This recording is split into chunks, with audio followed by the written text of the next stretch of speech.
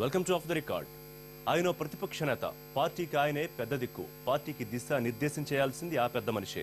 ప్రజా సమస్యలపై గొంతు విప్పాల్సిన ఆ నేత పాలకపక్షంతో రాజీపడ్డారా? సొంత ప్రయోజనాల కోసం బాధ్యతలను విస్మరిస్తున్నారా?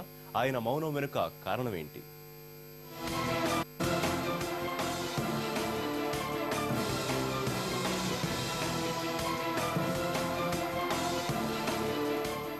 కాలం కలిసొస్తే ఆ ముచ్చట తీరేదేమో, కానీ టైం బ్యాడ్. తెలంగాణకు సీఎం కావాలని కలలు కన్న కుందూరు జానారెడ్డి ప్రతిపక్ష నేత పదవితో సరిపెట్టుకోవాల్సి వచ్చింది. 21 మంది ఎమ్మెల్యేలున్న పార్టీలో ప్రతిపక్ష నేత పదవికి ఒకరిద్దరు నేతలు పోటీ పడ్డా జానా సీనియారిటీని గుర్తించిన హైకమాండ్ ఆయనకే కిరీటం పెట్టింది. తెలంగాణ అసెంబ్లీలో ఎక్కువసార్లు గెలిచిన వ్యక్తి జానారెడ్డి. ఆయన సీనియారిటీ పార్టీకి బాగా ఉపయోగపడుతుందని ఆశపడ్డ హైకమాండ్ ఓ రేంజ్ లో జానాని ఊహించుకుంది. అయితే అధినాయకత్వం అంచనాలు తలకిందులయ్యాయి. ఎన్నికలు పూర్తయిన ఈ 8 నెలల్లో ప్రభుత్వానికి వ్యతిరేకంగా జానారెడ్డి చేపట్టిన కార్యక్రమం ఒక్కటంటే ఒక్కటి లేదు. 2 సార్లు జరిగిన అసెంబ్లీ సమావేశాల్లో సైతం జానారెడ్డి పనితీరు పెదవి విరిచే స్థాయిలోనే ఉంది.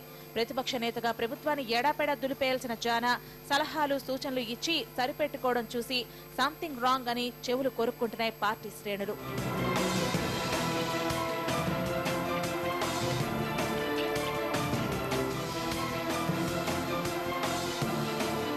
గత 2 నెలల్లో కాంగ్రెస్ శాసనసభాపక్ష కార్యాలయానికి జానారెడ్డి కేవలం 2 సార్లు మాత్రమే వచ్చారంటే ఆయన పనితీరును అంచనా వేయవచ్చు.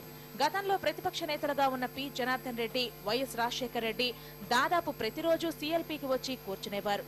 ఎమ్మెల్యేలు, పార్టీ నేతలతో భేటీ అయ్యేవారు, అభిప్రాయాలు పంచుకునేవారు. కానీ జానా మాత్రం అందుకు విరుద్ధంగా పనిచేస్తున్నారన్న గుసగుసలు వినిపిస్తున్నాయి. విపక్ష నేతగా ఉండి ప్రభుత్వాన్ని పల్లెత్తు మాట అనకపోవడం వెనక ఆంతర్యమేంటన్న చర్చ జరుగుతోంది. కీలకమైన విషయాల్లో సైతం ప్రతిపక్ష నేతగా తన స్పందనని ఎందుకు వ్యక్తం చేయలేదన్న అనుమానాలు వస్తున్నాయట నేతలకు. దీనికి అంతటికీ కారణం ఏమేమి ఉంటుందనే దానిపై పార్టీలో చర్చ జరుగుతోంది. సర్కారుపై విమర్శలు చేస్తే కేసుల్లో ఇరుక్కోవాల్సి వస్తుందన్న భయంతోనే జానారెడ్డి రాజీ ధోరణితో వ్యవహరిస్తున్నారనే ఆరోపణలు పార్టీలో వినిపిస్తున్నాయి.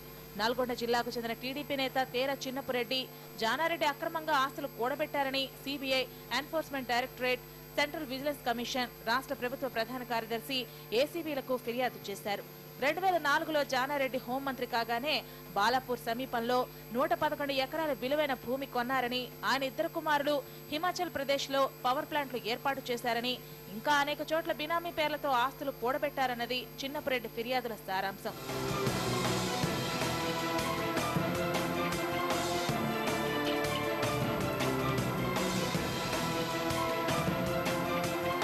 వీటిపై స్పందించిన కేంద్ర హోంశాఖ, ఎన్ఫోర్స్మెంట్ డైరెక్టరేట్, సిబిసి తదితర సంస్థలు విచారణ జరపాల్సిందిగా గతేడాది అక్టోబర్లో తెలంగాణ ప్రభుత్వ ప్రధాన కార్యదర్శిని ఆదేశించాయి.